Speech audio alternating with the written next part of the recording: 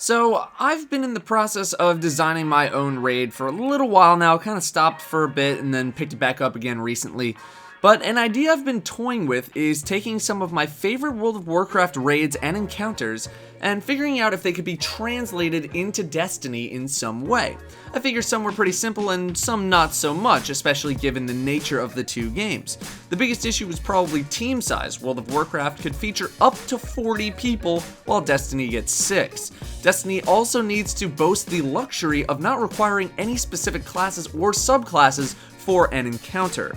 This first video is going to start out with Naxxramas, one of my favorite raids, and we will start with the spider wing of Naxxramas. Now, Naxxramas didn't have the cacophony of mechanics that certain WoW raids have today, not even close. Generally, most fights had one major mechanic that you had to deal with, and once you actually figured it out, things got pretty easy, at least with some of the earlier bosses. The later bosses still took a ton of time and resources before you could even attempt them, and they were considerably more difficult. Given how Destiny raids generally have one mechanic that you need to perfect, I thought this would be a pretty good starting point. What I'll do is I'll go over the fight quickly, then I'll explain how well this fight could be translated into Destiny, and if it could be done fairly well, I'll explain how I would do it. The main factor in these translations is the fact that whatever the core mechanic is, that needs to stay intact. The more the main mechanic can stay untouched, the better the translation will probably be. Much like most of the fights in Destiny, a lot of the dead air that you might experience in a direct translation would be filled with enemy ad spawns on top of anything else that might happen during the fight. A boss fight in Destiny with only the boss would be pretty boring. The spider wing of Naxxramas is one of 4 wings in the raid. This place had 15 bosses. The first boss of the spider wing is Inuvik. The arena you fight this boss in is a giant circle with basically what is slime in a shallow pool around the edges of the arena, and that is actually important in the fight. It's important because stepping in the slime reduces all of your stats by 90% as long as you're touching it. Inuvik has 4 abilities: Impale, Locust Swarm, Crypt Guardians, and Summon Corpse Scarabs. Impale is an ability that will target one person and will send a trail of spikes towards that person, knocking up that target if they are within range, and anyone else in that line into the air, dealing a bunch of damage plus fall damage. Locust Swarm is an AoE ability cast every so often that deals damage, silences any targets within the AoE, and it stacks, so it deals increasing damage every time it ticks on you. Inuvik will use this ability to signal that he is moving to the other side of the arena and needs to be kited around the edge. If he is kited through the middle, then people will become silenced, will take a lot of damage, and that's bad. Crypt Guardians are elite spiders that spawn every so often and need to be tanked and killed. Finally, Summon Corpse Scarabs is where Inuvik summons little scarabs from the corpses of either Crypt Guardians or players who have died during the fight. These need to be AoE'd down. So basically the fight goes, you tank Inuvik for a little while, you kill Crypt Guardians as they spawn, Inuvik does Locust Swarm, you kite him around the edge of the arena, and you repeat that until he's dead. So how can we translate this into Destiny? Well, I don't think this fight would work quite well. The Impale mechanic in WoW is there to punish bad positioning and to deal damage so that the healers actually have something to do, since the ability itself is not very threatening for the most part, although spellcasters, if not well geared, could die to this in one shot.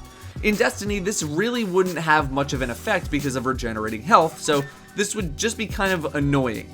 In order to make this a real threat, you would need to make it so that for every target hit past the first, it would deal increasing damage, to the point where if the whole team stood in a row, the 4th and 5th person would probably die.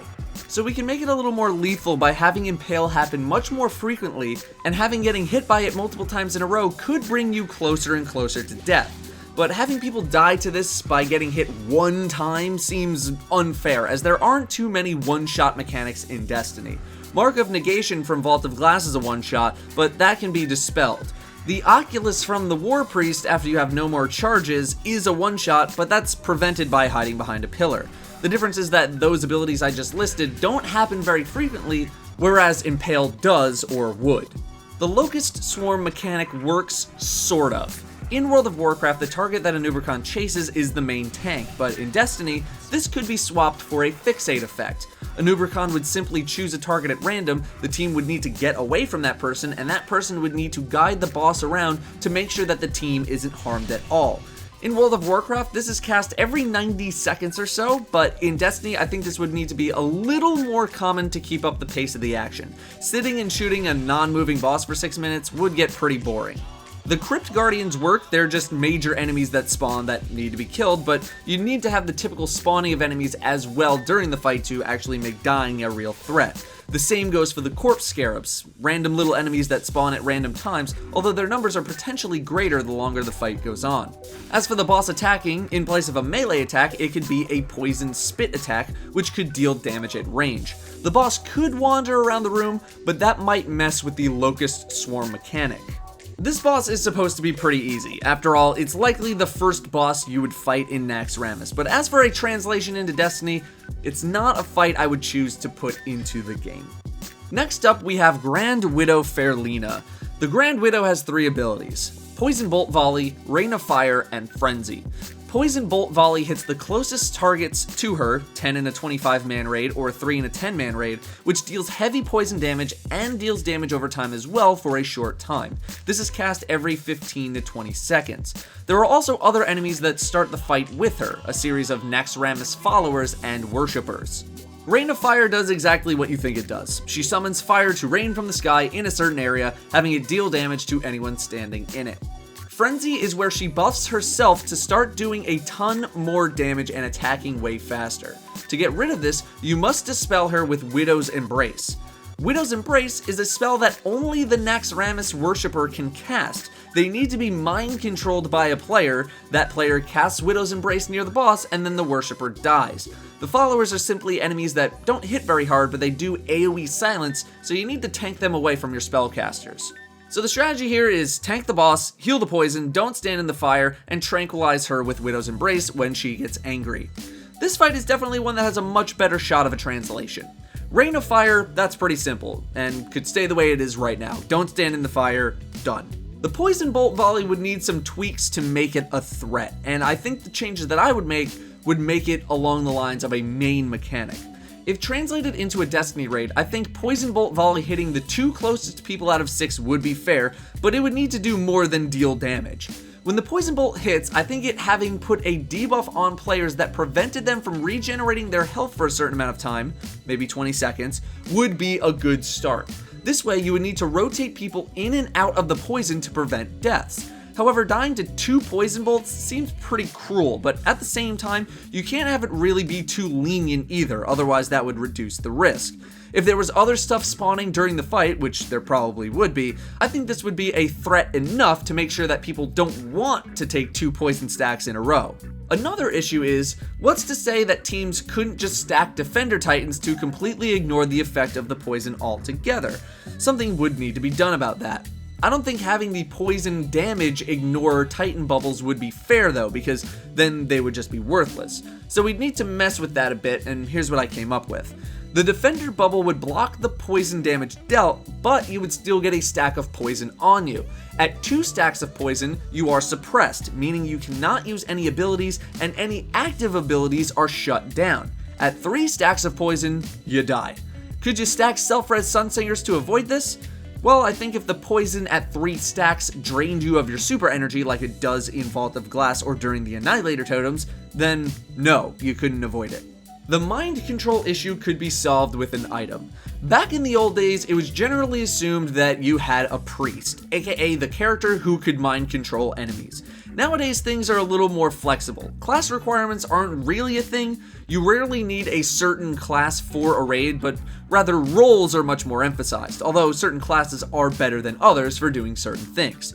Anyway, for mind control requirements, this is done in the form of a mind control orb, a static item in the room that you could click on. The same could be applied for Destiny. Whenever she would enrage, you could have someone sitting by a mind control orb to randomly take control of a worshipper. You'd then control the worshipper, and then do what you needed to do to de-enrage the boss. You could have the orb be a drop from killing an enemy every so often, you could have it be like a Quodron mechanic where killing the thing gives you the buff needed to mind control. We're pretty open in that category. If you wanted, you could introduce immunity windows where the only time you could damage the boss is when you use a worshipper to tranquilize her. Immunity periods are something that happen with basically every Destiny raid boss to prevent people from just straight up burning the boss, and the Grand Widow could work in a very similar way. So the Grand Widow fight I definitely think would be possible as a boss fight in Destiny as long as the issue abusing supers to bypass poison bolts was addressed. Finally, we get to Naxxramas, who is basically a gigantic spider. Naxxramas' abilities are the following: Web Wrap, Web Spray, Poison Shock, Necrotic Poison, and Frenzy. Web Wrap takes a certain amount of people in the raid group, wraps them up in some web, and flings them against the wall, damaging them and stunning them until their webs are removed. Web Spray stuns everyone in the raid group for 6 seconds and deals a bunch of damage. Poison Shock is an AoE cone attack dealing damage to anyone in front of the spray. Necrotic Poison reduces healing received by 90% and is applied to people standing in front of the boss. This is something that is removed via a spell. And Frenzy is basically the Enrage mechanic, where at 30% health, she increases her damage and attack speed and summons spiders every so often.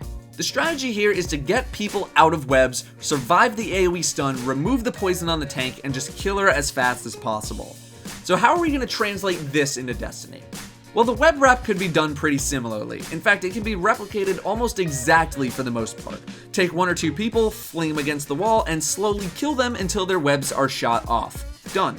Web Spray feels like a mechanic designed around healers to give them an oh crap moment where they need to stack a bunch of healing effects on the tank so that the tank lives. In Destiny, there's not really any tanking or healing, so I'm not sure this would be able to put into the game to serve the same effect. It wouldn't really be a good thing to have the entire raid group get stunned and then have someone die to boss damage, which is essentially random targeting. That's not fair. We can't have a Titan use a bubble or something because there's no guarantee you'll have a Titan in your group. So if we were to translate this, we need to change the ability in a way where there could be a safe zone for everyone to stand in to either avoid the stun or reduce the damage the stun did to make it survivable. The stun dealt some damage in the fight originally, but I would make it lethal damage to create that panic moment. Now that begs the question, if you got caught by the stun, would it be fair if it just completely killed you? I would say yes, assuming that this is cast every 45 to 60 seconds or so, or depending on the boss length. Something not too frequent. On normal, you could just be resurrected, and on hard mode, well, it's hard mode, deal with it. Poison Shock would work alright since it's just a cone attack that deals damage, but only as long as there was an alert to say that it was going to happen. In World of Warcraft, you can control the direction of the boss very easily, and this ability is designed to make sure that no one is standing in front of the boss besides the tank. If this were to happen in Destiny, you'd need to allow players a chance to escape it, otherwise it wouldn't feel very fair.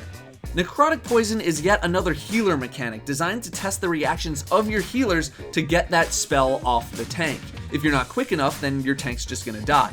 In Destiny, once again, no healing to be done, so we'd need to transform this into a different ability, but with a similar effect. You could have the poison reduce the regeneration of your shields by 90%, but we've already had a similar no healing mechanic experience with the Grand Widow, so this doesn't really feel like it fits too well. All in all, while the web wrap mechanic could be seamlessly placed into Destiny, and the web spray works as long as it was refined, the necrotic poison doesn't work too well.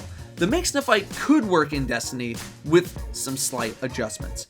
That will wrap up today's session on translating WoW bosses into Destiny. I really liked writing this up. It was a fun way to see how mechanics designed for a completely different game could still work in Destiny. I had a ton of fun writing this and putting it together. I got to break out the fancy stuff for it too, so I hope you guys enjoyed. That being said, this was a very experimental video, so if you enjoyed it, I definitely would like to do another, so let me know. Positive rating or a comment would be very much appreciated.